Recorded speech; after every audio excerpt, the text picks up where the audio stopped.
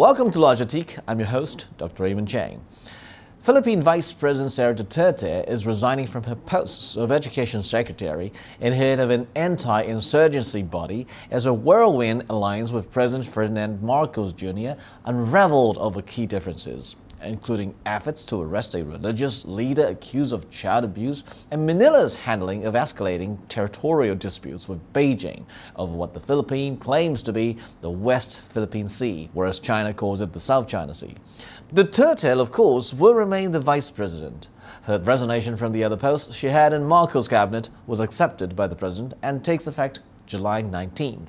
Communications Secretary Sara Garfield said in a statement on Wednesday. So, what actually happened?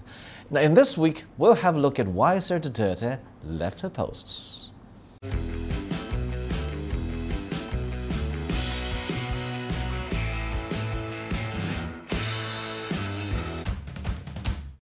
Now, according to Communications Secretary Garfield, Sara Duterte, who just turned 46 in May, did not cite any reason for her resignation. But there have been open political hostilities between her father, which is the former President Duterte, and Marcos. Now, she ran as the vice presidential running mate of Marcos, the son of the son and namesake of an ousted dictator, under a hastily forged unity ticket and won with huge margins in 2022. The alliance of the scions of the two authoritarian leaders combined the voting powers of the family's political strongholds, but compounded worries of human rights activists. The alliance, however, rapidly faced political headwinds. Early this year, the former president accused Marcos' legislative allies of plotting to amend the constitution to lift term limits and warned that could lead to him being ousted by a public uprising like his father, which is the late dictator Ferdinand Marcos in 1986. He also accused Marcos of being a drug addict. Marcos laughed off the allegations and claimed his predecessor was using fentanyl, a very powerful opioid. Now, Duterte and his daughter Sara backed Quiboloy, the leader of the Philippines-based church known as the Kingdom of Jesus Christ, who has been sought by Philippines authorities for his alleged involvement in child abuse and exploitation. Quiboloy had also been indicted on a raft of charges in the United States, including conspiracy, sex trafficking of children, and sex trafficking by force. Now, he has denied any wrongdoing.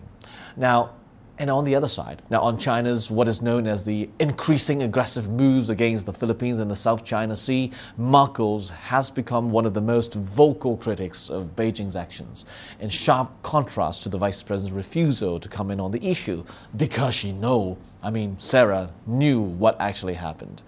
That's because her father nurtured cozy ties during his presidency with the Chinese president and also the Russian leader, Putin, while often criticizing the security policies of the United States and its Western allies. Marcos, who took office in 2022, backpedaled by rapidly boosting security ties with Washington, which he said needed to have a presence in Asia as a counterweight to China. Marcos also announced that he would shift his predecessor's brutal crackdown against illegal drugs, which killed thousands of mostly poor suspects, to refocus on the rehabilitation of drug dependents. The killings under Duterte sparked an investigation by the International Crime Court as a possible crime against humanity. For many observers, Duterte's decision signaled the end of the Uniteam alliance that brought them to power in 2022. And that attention is now shifting to the future strategies of the once united political camps. The resignation of Sara, therefore, has resulted in different reactions across provinces reflecting diverse political views. In the Duterte's family hometown of Davao, opinions were varied. One said it's very good that she resigned because she achieved nothing in the department and failed to handle controversies. And then another one, which is a former National Irrigation Administration chief, lamented Duterte's decision to quit and lashed out at the Marcos Jr. administration. And then he said the government actually lost its most productive cabinet member. Well, she likely resigned, Sara, because she couldn't support an administration that curtails liberties and drags our country into unnecessary conflicts. So these people actually were in Davao and they actually see these things. For some others, like the former Bayern Munich representative Carlos Zarate, who hails from Davao, said the move of Duterte as well as the Uniteam's collapse were actually long expected. Sara said her resignation confirmed the disintegration of the Uniteam and that their alliance was actually based on selfish interests, not principles. Now he said, Carlo, okay, this will now signal an open war for dominance of the two camps and their allies to hoodwink the people once again into supporting each own faction. The people should now be more discerning and vigilant and reject these two camps that cause much misery to our people and country. Now, if you go a little bit further to Versailles, Negro's Occidental Vice Governor Jeffrey Ferrer, a close ally of Duterte, said while Sara chose to quit as Education Secretary, well, she remains the Vice President and still holds the people's mandate. And if you go to Zamboan City, Councillor Velasco said Duterte can focus more on her duties as the second highest ranking official in the country, now that she has quit the Marcos cabinet. But there are different opinions, of course. Superintendent of the Ministry of Basic, Higher and Technical Education, well, Leamington City Division of Schools, said she was so concerned about Duterte's resignation because that would affect the Education Department. Now, the Philippine Department of Education, according to the superintendent, is already improving. And with her resignation, well, they're surely looking at starting all over again. And it is said that politics in the Philippines is so volatile and unstable. Well, that's what they think. And for the Student Council President of the University of San Carlos in Cebu, Duterte should have quitted a long time ago, given that her lack of experience in the education sector only worsened the working conditions of teachers and the quality of instruction for students. Well, they said, hopefully, the next Department of Education Secretary is a competent replacement who is able to appropriately answer the calls for teacher salary increase and does not antagonize teachers who will campaign for the rights and one that improves the quality of education for the students. Now, why was there such an allegation from students? Without presenting evidence, Duterte in August 2023 ordered the removal of classroom declarations in all 47,000 public schools in the country, which supposedly aimed to help students concentrate on their lessons. Now, this was met with backlash because education posters and charts were a staple in Philippine classrooms, especially in basic education. Now, during the launch of Sara Duterte's flagship curriculum, Duterte did admit that she only relied on education experts in updating the curriculum because she didn't have an education background. Now, Sara Duterte said that she felt guilty because she's making the undersecretary stressed because she didn't come from, the education sector. She didn't have an education background, so she can't or couldn't review what they were doing. Now, and she also continued that she relied on the expertise and all the stakeholders who did the review. Well, this new Sara Duterte curriculum was actually supposed to be a response to the learning crisis in the Philippines. According to the Department of Education, this decongests foundational subjects to allow learners to focus on literacy and numeracy skills.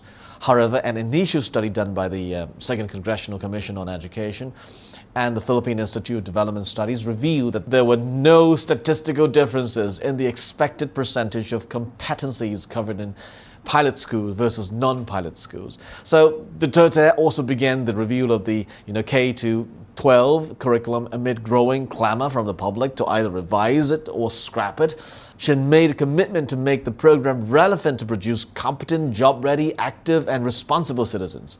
The review, however, was not yet done at the time of her resignation, so a lot of teachers didn't like it at all. And then another public school teacher, well, according to the report in Angeles City, Pampanga, said he was relieved when he learned about Duterte's resignation. He said, "I'm glad that she resigned. It was insulting for an education secretary to refuse raising teachers' salaries while holding confidential funds. Her resignation feels like the world is finally healing," he said. Now, what are these confidential funds? Now, according to Sara Duterte's watch, the Department of Education was allocated 150 million pesos in confidential funds in 2023, an unprecedented amount for an agency whose mandate is not related to intelligence gathering nor national security. Issues surrounding the release and disposal of these funds came to light during the House hearings on the 2024 budget.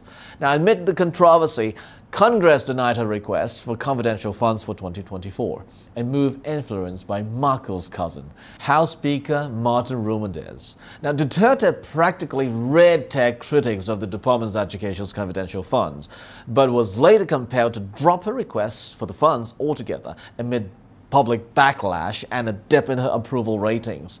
So, despite criticism of her leadership and the continued poor assessment of Filipino students in the PISA, which stands for the Program for International Student Assessment, a survey done way back in December 2023, that survey actually showed that 57% of Filipinos believe she was doing a good job at the Department of Education.